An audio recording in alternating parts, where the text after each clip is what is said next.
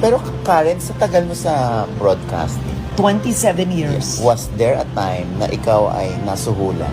Absolutely. Alam mo, ang pinakamalaking attempt sa suhol ay sa radyo. Kasi sa radyo, hindi mo alam ang komentaryo napakadali. At ito po masasabi ko sa inyo na talagang with a straight face is all the times na I have been offered, I have never taken a single centavo in my life.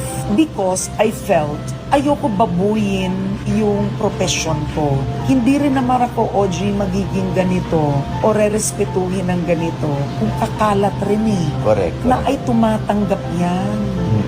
Kakalat yun. Alam nyo, maliit ang Pilipinas, maliit ang news. Malalaman nila, naku, tumitira yan pero tumatanggap yan, tumanggap yan sa ganitong politiko.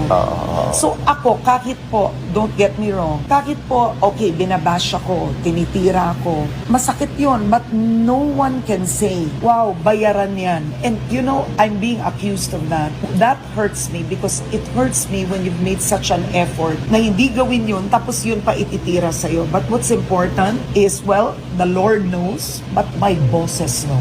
For me, important na alam ng mga boss ko sa ABS yun, ng mga kasamahan ko. Maraming nag-attempt. Anong pinakamataas na alok sa'yo? May name your price. Sinabi, name your price kada buwan. I said, what? And nagbanggit ng ibang mga anchors, like si ganito, eto presyo niya, si ganon, eto presyo niya. Dinala pa ako sa restaurant noon. And that was actually, magugulat ka because it was an oil industry issue. Minsan magugulat ka, it's not the issues you think. But sabi, Karen, no one will ever know.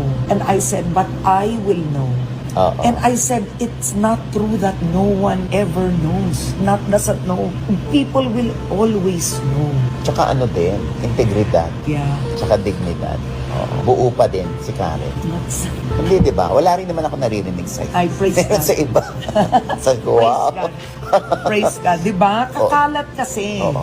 Yan po yung mga taga-media. Hindi, yung anchor na binanggit mo.